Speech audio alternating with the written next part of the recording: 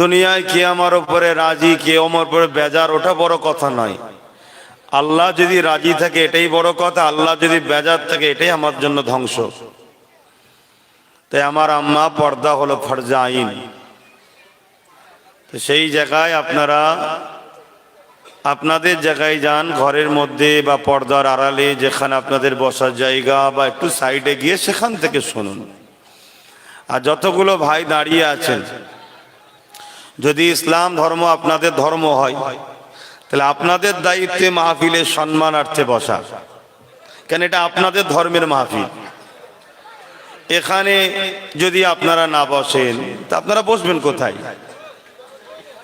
আমার ভারতবর্ষে অনেক ধর্ম আছে বা পৃথিবীতে অনেক ধর্ম আছে, যে যা ধর্মের অনুষ্ঠান করে সে অনুষ্ঠানে তারা গিয়ে বসে।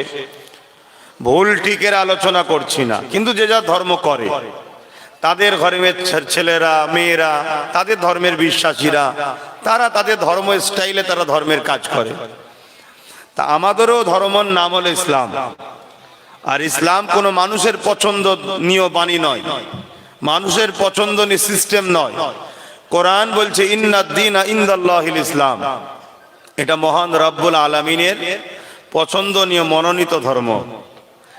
তাই যে আল্লাহ আমাদেরকে সৃষ্টি করলো, অস্তিত্ব দিল, সেই আল্লাহর খুশির জন্য যদি একটু চটে না বসতে পারি তো ভিআইপি হব কি করে? প্রথমে তো নিজেকে ছোট করতে হয়, তবেই তো আল্লাহ বড় করবে। নিজেরাই বড় নিজেকে ভাবি তাহলে বড় আল্লাহ বড় করবেন কেন? তাই আমার বক্তব্য, আলোচনা শুরু করব। সময় কারো ইন্তজারে থাকে না, সময়ের সাথে সাথে সবকিছু খতম হয়ে যাবে। এ দুনিয়ার চিড়িয়াখানা বলতে পারেন বা বাজার বলতে পারেন, এটাও সময়ের সাথে সাথে কুল্লু মান আলাইহা ফান, সব ধ্বংস হয়ে যাবে। আমারও জিন্দেগিটা খুব সামান্য, আপনাদেরও জিন্দেগিটা খুব সামান্য সময়। আজ আছেন, কাল চলে যেতে হবে। তাই সুযোগ যখন পেয়েছেন, এসে যখন গেছেন, জান্নাতের বাগানে বসেন, ভালো মানুষের সঙ্গে বসেন। কেন? আল্লাহ রসুল বলছেন তোমরা হয় ওলি হও, আল্লাহ ওয়ালা হও, নয় আল্লাহ ওয়ালাদের সাথী হও। যদি তাও না হতে পারো, আল্লাহ ওয়ালাদেরকে যারা ভালোবাসে তাদেরও বন্ধু হও। কেন? এই তিন শ্রেণী জান্নাতে যাবে। জোরে বলুন সুবহানাল্লাহ। এরপরও যদি আপনার কিসমত যদি না বড় হয়, কপাল যদি ফাটা হয়, আমার তো কিছু করার নাই, এটা আমার দায়িত্ব বুঝানো। আর একটা কথা, আলহামদুলিল্লাহ বাংলায় অনেক মাদ্রাসা, অনেক মসজিদ, অনেক আলেম ওলামা হচ্ছে, আগামীতে আরো হোক। সবাইকে আল্লাহ যেন মুস্তাফা জানের রহমত সাল্লামের গোলাম বানাক, বলুন আমিন। কিন্তু মনে রাখবেন, এই বাংলায় যেদিন মানুষ মসজিদ কাকে বলে জানতো না, মাদ্রাসা কাকে বলে জানতো না, দিন ইসলাম কি জিনিস জানতো না, ওদিন কিন্তু বাংলায় দিন ইসলামের প্রচার করেছে আমাদের সবার মুর্শিদ, আপনাদেরও পীর, আপনাদেরও মুর্শিদ, জাবানার মোজাদ্দেদ দাদা হুজুর পীর কেবলা। সেই ঘরে সন্তান এসেছে, আপনাদের গ্রামের মেহমান। উদ্দেশ্য আল্লাহ ও রসুলের কথা বলা, অন্য কোনো উদ্দেশ্য আমায় আনে নেই। তা আমি আল্লাহ ও রসুলের কথা বলবো। আল্লাহর কথাই, ভালোকে ভালো যেটা বলেছে আমি সেটা ভালো বলবো, রসুল যেটাকে খারাপ বলেছে আমি খারাপই বলবো, আল্লাহ যেটাকে সাপোর্ট করেছে আমি সাপোর্টের পক্ষেই বলবো, আল্লাহ রসুল যেটাকে সাপোর্ট করেনি আমি সেটাকে সাপোর্টের নিষেধের পক্ষেই বলবো। উদ্দেশ্য, যিনি জবান দিয়েছে তিনারই কথা বলবো, জিনার জন্যে পেয়েছি সেই রাসূলুল্লাহরই কথা বলবো। তাই আপনাদের এই যে জিন্দেগিটা, এই জিন্দেগিটা একটা আল্লাহ পাকের দয়া, এহসান। অতএব এই জিন্দেগিটাকে ভালো জায়গায় লাগান। আমি আর একবার, শেষবার মাইকের আওয়াজ যত দূর যাচ্ছে, যারা এদিক ওদিক ছড়িয়ে ছিটিয়ে আছেন, যদি মনে হয় যে আল্লাহ রসুলের কথা শোনার জন্য আমার একটু সময় দেওয়া দরকার, কেন জিন্দেগিটাই তো তিনি দিয়েছেন, তাহলে এসে বসবেন, রোড জাম করবেন না। যারা রোডে দাঁড়িয়ে আছেন বা রোডে বসে আছেন, রোডে বসবেন না। রাস্তায় বসা ভালো লক্ষণ নয়, ভালো ছেলেদের কাজ নয়। আমার সামনে আপনি খারাপ কাজ করবেন, এটা মেনে নেওয়া যায়? আপনি সাইডে যে রোডে বসুন, আমি কিছু বলতে যাব না, আমি দেখিনি। কিন্তু আপনি আমার সামনে রাস্তায় বসে থাকবেন, রাস্তায় বসা কি ভালো ছেলেদের কাজ? রাস্তা বলা তো ভালো ছেলেদের কাজ না। শুনতে খারাপ লাগে না? লাগে না? হ্যাঁ, এগুলোকে ভাবেন। সবচেয়ে বড় কথা হচ্ছে এত কিছু বোঝার পরও কখনো কখনো ভাবি মানুষ এত সরল সহজ কথা বোঝে না কেন? তখন উত্তর পাই যে আমাদের ভেতরটা নাপাক হয়ে যাচ্ছে, খাদ্য সমস্যা। যাক, আল্লাহ আমাদেরকে হেদায়েত করেন, বোঝার তৌফিক দেন। দরুদ শরীফ আল্লাহুম্মা সাল্লি আলা,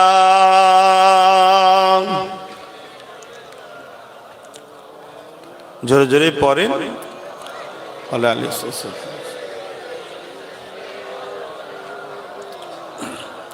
এটাও আমাদের কাজ, ইসলাম ধর্মের অনুসারীদের কাজ এটা। নবীর নামে দরুদ পড়তে হবে। রসুলের নাম শুনলো, দরুদ পড়লো না, আল্লাহ পাক তার উপরে লানত দেয়, অভিশাপ দেয়। আর যার উপরে আল্লাহর লানত অভিশাপ হয় সে কখনো দুনিয়াতেও শান্তি পায় না, আখিরাতে তো পাবেই না। কথা বুঝে আসছে? আপনি উঁচু বাড়ি দেখলেই যে শান্তি, এটা মনে করবেন না। উঁচু বাড়িতে শান্তি নাই, শান্তি হৃদয়ে থাকে। আজ আমাদের সমাজে অনেক মানুষ আছে টাকার বিছানায় হয়তো শুয়ে থাকে। এটা শুনতাম গল্প, এখন সেটা বাস্তবেও দেখা যাচ্ছে। কিন্তু মনে রাখবেন, টাকা থাকলেই যে শান্তি, এটা বাজে কথা। শান্তি হৃদয়ে, মনের মধ্যে থাকে। হাদিস পাকের মধ্যে আছে একটা সাহাবী, তিনার দাম্পত্য জীবনে একটাই কাপড় ছিল। স্বামী পরে বাইরে বেরোতো, স্ত্রী উলঙ্গ হয়ে এক কোণে নুকিয়ে বসে থাকতো। আবার স্ত্রী পরে সেটাকে নামাজ আদায় করতে, একটাই কাপড় ছিল, দ্বিতীয় কাপড় ছিল না। এত গরিব ছিল। কিন্তু তাদের সংসারটা কেমন ছিল জানেন? দুনিয়ার জান্নাত সংসার ছিল। অর্থাৎ জীবনে কোনোদিন একে অপরের উপর অভিযোগ ছিল না, একে অপরকে ছাড়া কখনো ছিল না। জোরে বলুন সুবহানাল্লাহ। আর আজকে আমাদের বাড়ি খুললে কাপড়ের চোটে আলমারির দরজা দিয়া যাচ্ছে না, কিন্তু শান্তি নাই। শান্তি পেতে গেলে রসুলকে নিজের জীবনে আনুন। মডেল নবী, সেই নবীকে জীবনে আনুন। আমাদের চলনে, কথাতে, উতাতে, আখলাকে, ব্যবহারে, বসাতে, সংসারে, কারবারে, অর্থনীতিতে, সমাজনীতিতে, এডুকেশন নীতিতে, রাজনীতিতে, পরিবার নীতিতে, রাষ্ট্রনীতিতে, সব জায়গায় কে কি করছে দেখার দরকার নাই। আমি ইসলামের অনুসারী, আমার নেতা মোহাম্মদ রসুল সাল্লাল্লাহু আলাইহি সাল্লাম। আমি অন্যের নেতাকে গালিও দিতে যাব না, অন্য নেতাকে ছোট করতেও যাব না, কিন্তু মোহাম্মদ রসুল ছাড়া অন্য কারো কাছেও যাব না। এটা আকীদা ঠিক করুন, তবেই কামিয়াবি হবেন, নচেত কামিয়াবি নাই। আউযু বিল্লাহি মিনাশ শাইতানির রাজীম। বিসমিল্লাহির রহমানির রহিম।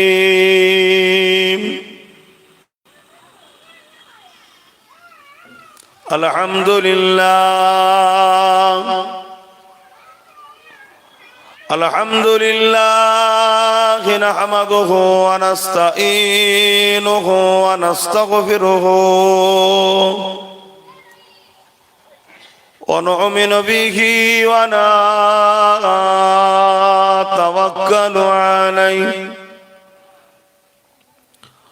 ওয়া নাউযু বিল্লাহি মিন শুরুরি আনফুসিনা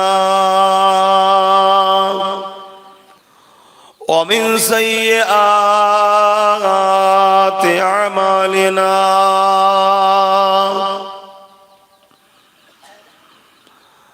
মান ইয়াহদিহিল্লাহু ফালা মুদিল্লা লাহু ওয়া মান ইউদ্লিলহু ফালা হাদিয়া লাহু। ونشهد أن لا إله إلا الله وحده لا شريك له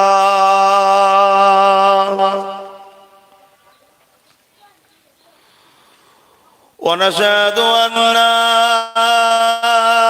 سيدنا وحبيبنا ومولانا محمدا عبده ورسوله.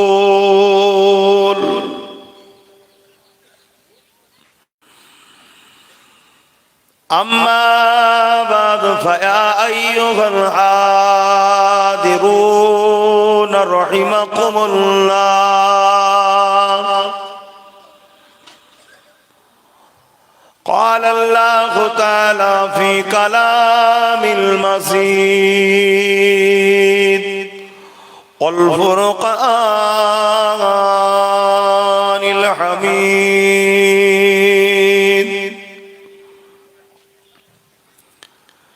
إن الله وملائكته يصلون على النبي يا أيها الذين آمنوا صلوا عليه وسلموا تسليما. اللهم صل على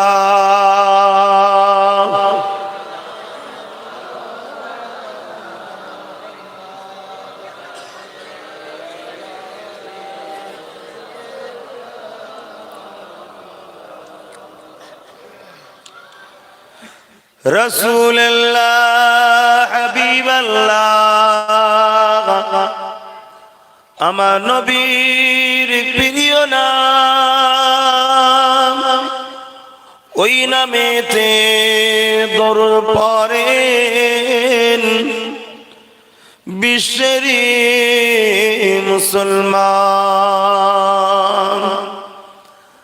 রাসূলুল্লাহ হাবিবাল্লাহ আমার নবীর প্রিয় নাম, ওই নামেতে দরুদ পড়েন হিন্দুস্তানের মুসলমান।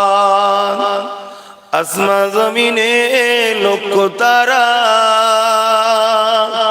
18,000 মখলুকাত আল্লাহ তাসবিহ নবীর দরুদ পড়েন তারা সর্বদা। আল্লাহুম্মা সাল্লি আলা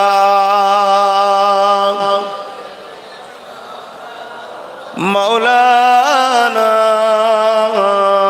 মুহাম্মদ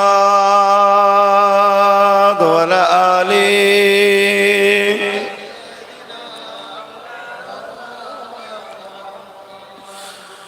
জঙ্গে উহুদ, জঙ্গে বদর, আরো জঙ্গে কারবালা,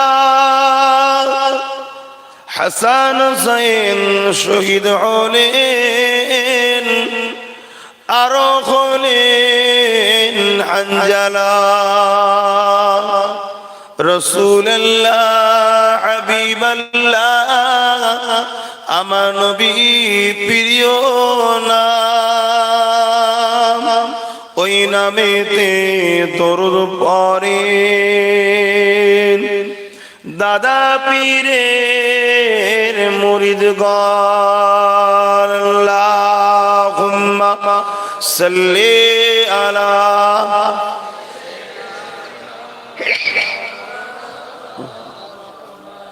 ওয়া আলা আলি সাইয়্যিদিনা। কালেমা লা ইলাহা ইল্লাল্লাহ, লা ইলাহা ইল্লাল্লাহ, লা ইলাহা। জবান খুলে খুলে পড়েন লা ইলাহা ইল্লাল্লাহ, লা ইলাহা।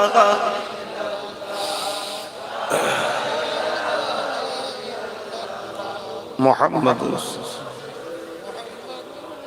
ওই মানুষটা কত বড় হতভাগ্যবান মানুষ, হতভাগা মানুষ, যে মানুষটা জবান দিলে যিনি তিনার কথাই উচ্চারণ করতে পারছে না, বুঝতে পারছেন? ওই মানুষটা কত বড় হতভাগা, যে জবানে বাক শক্তি যিনি দিয়েছেন তিনি কে? অথচ তিনারই নাম, তিনারই কালাম, উত্তম কথা, সর্বোত্তম কথা, সর্বশ্রেষ্ঠ কথা, কালেমায়ে তাইয়্যিবা লা ইলাহা ইল্লাল্লাহ মুহাম্মাদুর রাসূলুল্লাহ, এটাই উচ্চারণ করতে পারছে না। তাহলে ভাবতে হবে যে আমরা কত দূরে সরে যাচ্ছি আল্লাহর রহমত থেকে। বাপ ফাইসাল্লা এই দুনিয়ায় নয়, হার জিত লাভ লোকসান এ কিছুই দুনিয়াতে নয়। কেন এসেছি তো কিছু না নিয়ে, কিছুই তো নিয়ে আসেনি দুনিয়ায়। মায়ের পেট থেকে যখন এসেছিলাম উলঙ্গ হয়ে, যেটাই নিয়ে এসেছি কিছুটাই তো আমার নয়। চোখ দুটো ছিল আমার নয়, হাত দুটো ছিল আমার নয়, উংলিগুলো ছিল আমার নয়, ছোট ছোট পা ছিল আমার নয়, সবই তো সৃষ্টিকর্তা দিয়েছে, তা কিছুই তো আমার নয়। অতএব এই দুনিয়ায় কি হারালাম কি পেলাম ওটা বড় কথা নয়। বড় কথা হলো সুম্মা নুফিকা উখরা ফাইযা হুম কিয়ামুন ইয়ানজিরুন, যেদিন সিংহায় ফু দেওয়া হবে আবার মানুষ যেমন নাগল দিলে আলু ওঠে, ওই রকম মানুষ উঠবে জমিন থেকে। সে মুসলিম হোক আর অমুসলিম হোক, সব জমিনের তলাতেই যাবে। সে ছাই হয়ে হোক আর বাঘের পেটে গিয়ে হোক আর প্লেন ক্রাশ হয়ে হোক, সে কবরে যাক আর পচে যাক, অ্যাক্সিডেন্ট হয়ে ছন্ন বিচ্ছিন্ন হয়ে যাক, কুটলি করে কে ফেলে বেঁধে দিয়ে ফেলে দিক, সবার শেষ কিন্তু মাটির তলাতে গিয়েই হবে। সেই ধুয়ে পানিতে, পানিটা যে তার পেশাগরের তলাতে মাটি। এই শরীরটার কোনো দাম নাই। এটা মায়ের পেটে তৈরি করা হয়েছে 10 মাস 10 দিন ধরে। মহান সৃষ্টিকর্তা রব্বুল আলামিন কুদরতি হাত লাগিয়ে বানিয়েছে। মূল জিনিস হচ্ছে হুকুম, যেটাকে বলা হয় রূহ। তৈরি হয়ে যাবার পর হঠাৎ করে একদিন মা বলে উঠেছে আমার বাচ্চা লড়ছে, অর্থাৎ সেদিন ওই রূহটা দেওয়া হয়েছে। ওই রূহটা হলো মূল জিনিস। যেদিন আমাদের মৃত্যু হয়, ডেট হয়, ইন্তেকাল হয়, যেটাকে বলা হয় লাশ, মাইয়েত। কেন বলা হয়? ওর মধ্যে রূহটা নাই তাই। সেদিন ওই রূহটা বেরিয়ে চলে যায়, তখন আমাদের হাতও লড়াতে পারি না, গাল হাঁ করতেও পারি না, চোখের পাপড়ি যদি চেয়ে রয়ে যায় বন্ধও করতে পারি না। কত মস্তানি, কত চিল্লা চিল্লি, আব্বাস সিদ্দিকীর কত দৌড় ঝাঁপ, সব ঠান্ডা হয়ে যাবে। শুধু এইটা আল্লাহ দিয়ে রেখেছে রূহ, তাই আজও চলছে। এইটা যেদিন মালিক বলবে চলে আয় আমার কাছে, বেরিয়ে চলে যাবে, আর কিছু করার থাকবে না। আর এটা কারো কথা চলে না, এটা হলো মালিকের হুকুম, তেনার জিনিস। তুমি লোহার ঘরের মধ্যেও যদি থাকো, পুরুষ সীসা দিয়ে একটা অক্সিজেন হাওয়া ঢুকারও জায়গা নেই, অক্সিজেন সিলিন্ডার নিয়ে বসে থাকবে, তারপরেও তার মধ্য থেকে তোমার রূহকে মালিক যেদিন যখন ডাকবে বেরিয়ে চলে যাবে, রুখতে পারবে না। তামাম পৃথিবীর ফোর্স দিয়েও যদি তোমাকে পাহারা দিয়ে রাখা হয়, তামাম পৃথিবীর মানুষকেও যদি তোমাকে পাহারা দিয়ে রাখা হয়, তথাপিও যেদিন মালিক ডাকবে তোমার এইটাকে কেউ রুখতে পারবে না। ওটা হলো রূহ, আত্মা। অর্থাৎ এইটা চলে যায়। যে সৃষ্টিকর্তা কোনো কিছু ছিল না, বাপ আর মায়ের এক জায়গায় মাধ্যমে, এক জায়গায় হওয়ার মাধ্যমে বাপের শরীর থেকে সামান্য কিছু পানি মায়ের রেহেমের মধ্যে যাওয়ার জন্য আসছিল। ওই পানির মধ্যে তোমার আমার মতো হাজারো স্পাম ছিল, হাজারো নয়, লাখো নয়, কোটি। সব কটাকে মেরে দিয়ে একজনকেই যাবার রাস্তা দেখিয়েছিল, সেটার নাম আব্বাস সিদ্দিকী, সেটার নাম আপনি, সেটার নাম আপনি, সেটা আপনি। আপনার আব্বা আমারও আপনার শরীর থেকে, এটা আল্লাহর সিস্টেম, এটা জানতে হবে।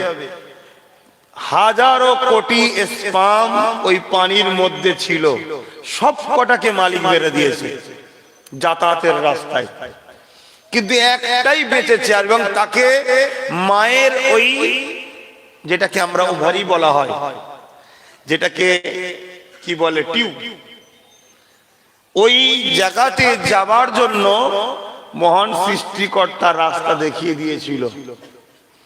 যে মায়ের রেহেমের মধ্যে ঢুকলো 40 দিন পানির মতো একটা গোলাকার পড়েছিল। 40 দিন পর ডিজাইন শুরু হয়েছে, আস্তে আস্তে আকার শুরু হচ্ছে। আমি কোনো বিজ্ঞানের কথা বলছি না, কেন বিজ্ঞান তো 150 বছরের। তবে হ্যাঁ, আমার কথাটা বিজ্ঞান মেনে নিয়েছে। কেন? এটা আমার মুখ দিয়ে, কথা তো আমার নয়, কথাটা হলো বিজ্ঞানের জনক দাতা, বিজ্ঞানের প্রতিষ্ঠাতা, সর্বকালের শ্রেষ্ঠ বিজ্ঞানী কে?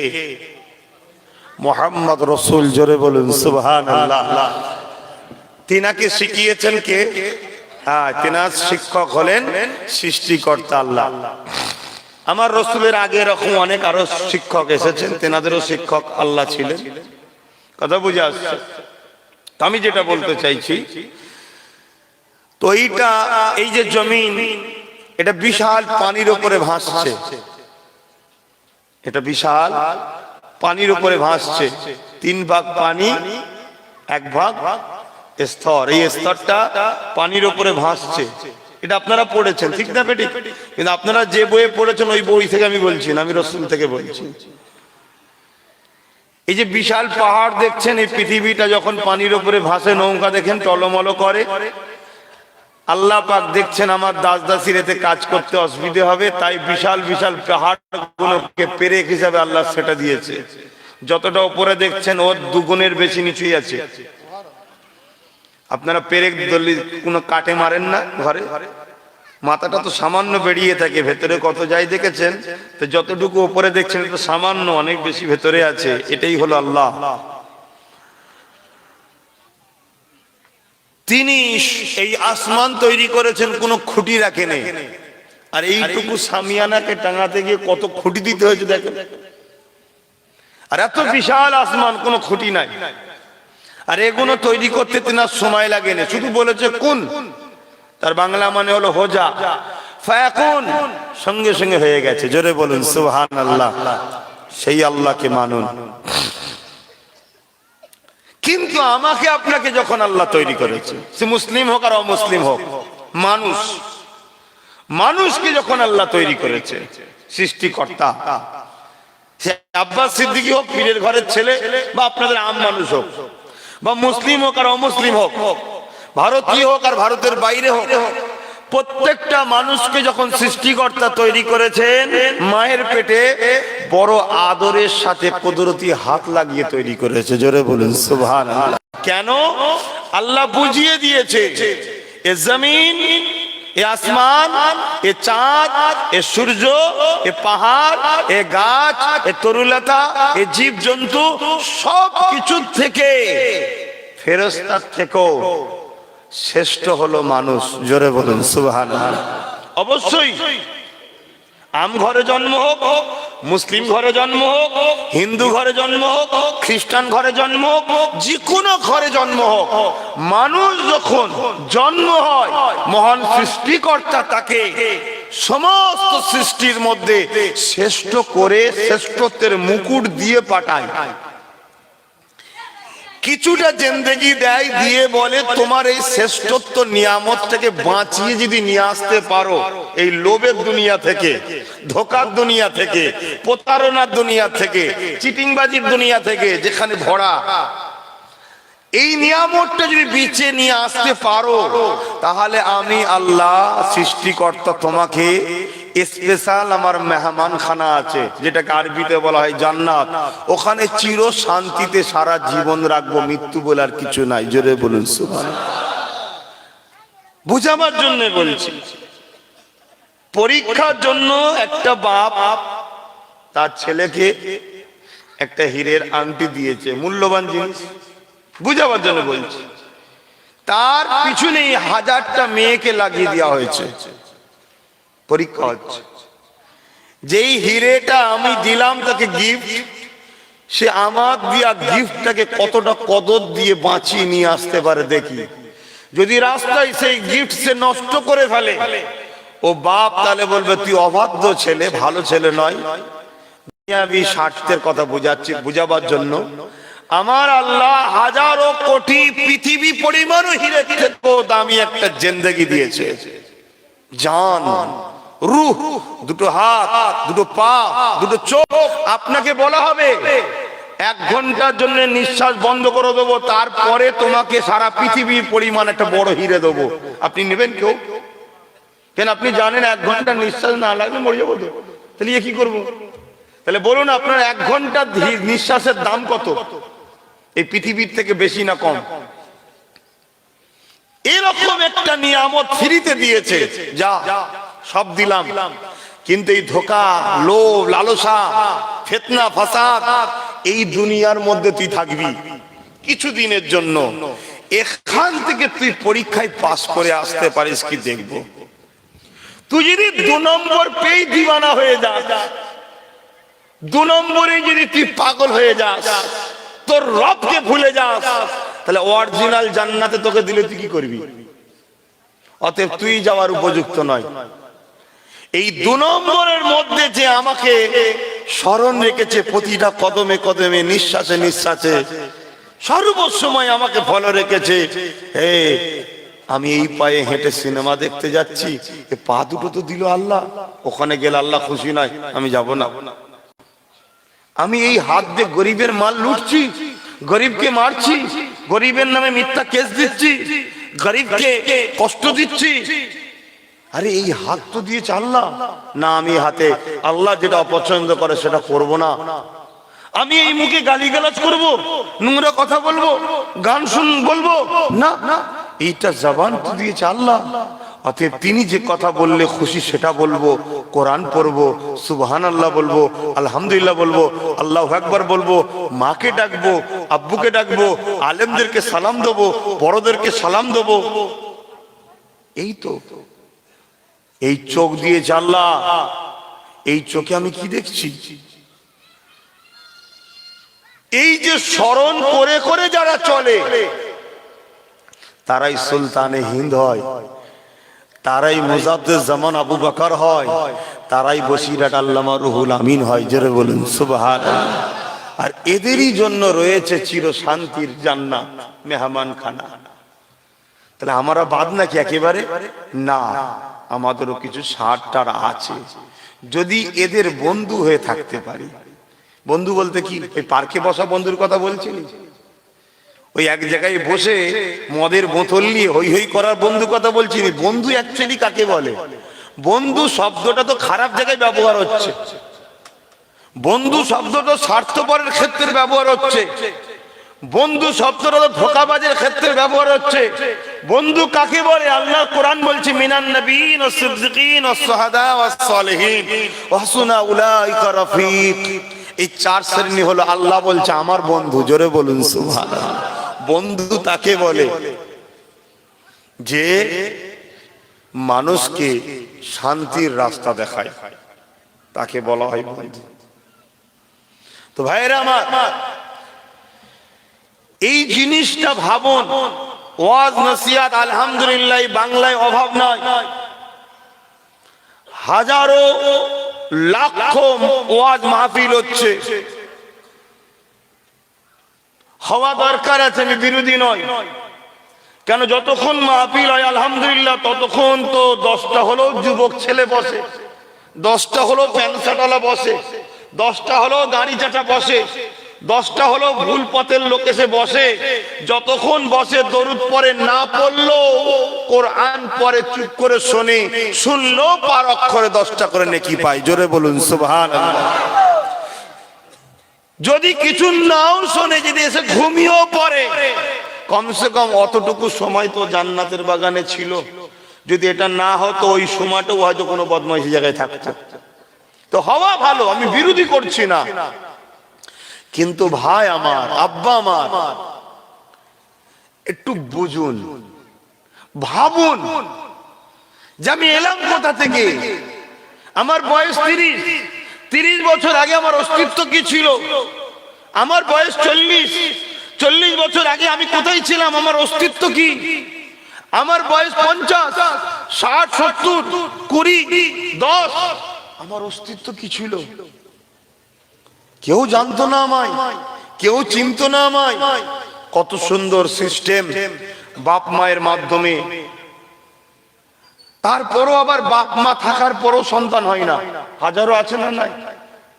কিন্তু আল্লাহর নিয়ামত আপনার ঘরে একটা দিয়েছে। ছোটবেলা থেকে উচিত বাপ মার যে আল্লাহ দেয়া নিয়ামতটাকে আল্লাহর রাস্তা চিনাই, কিন্তু চিনাচ্ছে না তো আজকাল। তো এই জায়গাতেই বাচ্চা আস্তে আস্তে বড় হচ্ছে। আপনারা ভেবে দেখেছেন আব্বা আম্মারা? কান লাগিয়ে শুনে দেখুন, আপনার স্ত্রীর গর্ভের বাচ্চা যখন থাকে কিচ্ছু শোনা যায় না। আপনার স্ত্রীকে জিজ্ঞাসা করুন, তুমি কি কোনো আওয়াজ পাও হাড় তৈরি করার, গোস্ত তৈরি করার, রগ তৈরি করার, জেলি তৈরি হচ্ছে হাঁটুতে, কিছু আওয়াজ পাও? সব তো তৈরি হচ্ছে মায়ের পেটে। স্ত্রী বলছে না। অথচ একতলা বাড়ির ওপরে একটা ছোট্ট পেরেক যদি কেউ ঠকে নিচের তলায় ঘুমালে ঘুম ভেঙে যায়, আর পেটের মধ্যে একটা মানুষ তৈরি হচ্ছে, বুঝতে পারছে না। এরই নাম হচ্ছে আল্লাহ। জোরে বলুন সুবহানাল্লাহ। ইনি হলেন আমাদের আল্লাহ। লাম ইয়ালিদ ওয়া লাম ইউলাদ, যিনি কারো থেকে নয়, তিনার থেকেও কেউ নয়। ওয়া লাম ইয়াকুল লাহু কুফুয়ান আহাদ, তিনি এক অদ্বিতীয়, তার সমকক্ষ কেউ নেই, তিনি আল্লাহ। সেই আল্লাহকে ধরেন আমার যুবকরা, সেই আল্লাহকে ভালোবাসেন। হালকা বয়সে গানে চলে গেছেন, ঘুমাবার আগে তওবা না করে শুনলেন কেন? হালকা বয়সে সিনেমায় চলে গেলেন, ঘুমাবার আগে তওবাটা না করে ঘুমালেন কেন? আপনার আল্লাহ কত দয়ালু। আপনি এত বড় পাপ করে ঘরে এসেছেন, তারপরেও শুয়েছেন, আপনাকে ঘুমটা কে দিচ্ছে? বলুন বলুন, কে দিচ্ছে? আপনি ভাবছেন আপনি ঘুমিয়ে পড়ছেন নাকি? না বন্ধু, দুটো শিরা পাশাপাশি আছে, একটাকে যদি আরেকটার উপরে সামান্য তুলে দেয় না, 10 জন মিলে ধরে আপনাকে রাখতে পারবে না যন্ত্রণার চোটে। ডাক্তারও আপনার যন্ত্রণা দেখে মাথা কাজ করবে না, কি করি রুগীটাকে, হিতা ইঞ্জেকশন হুতা ইঞ্জেকশন, তাও ঠান্ডা হবে না। কিন্তু আল্লাহ দেখুন ঠিক রেখে দিয়েছে, আপনি আরামে ঘুমোচ্ছেন। 7 ঘন্টা ঘুমালেন, ফজর বেলা মসজিদে মুয়াজ্জিন বলছে আসসালাতু খায়রুম মিনান নাওম, ঘুম থেকে নামাজ উত্তম। যে আল্লাহ 7 ঘন্টা ঘুম দিল, সেই আল্লাহর জন্য ফজর বেলা কটা যুবক উঠলেন? কি গো আমার ওয়াজে আপনাদের অসুবিধা হচ্ছে? কি ওয়াজ শুনবেন? প্রত্যেকটা মসজিদ ফাঁকা থাকে, অথচ এই গ্রামে যতগুলো মুসলমান আছে সবার ঘর থেকে যদি একজন করে বেরোয়, ও মসজিদ আর যা আছে আরো 2 তলা করতে হবে। ভুল বলে ফেললাম নাকি? তাহলে কি ওয়াজ শুনবেন? আমার উদ্দেশ্য একটাই, ভাবাচ্ছি আপনাদের ঘরে, হেদায়েতের মালিক আমি নয়, হেদায়েতের মালিক আল্লাহ। কথা ঠিকই, কিন্তু আল্লাহ কাউকে হেদায়েত করবে না যতক্ষণ পর্যন্ত না সে নিজে একটু ইচ্ছা দেখাবে। একটুখানি আপনি দেখান আর এত বড় আল্লাহ করে দেবে। আপনাকে এক পা বাড়ান, আপনাকে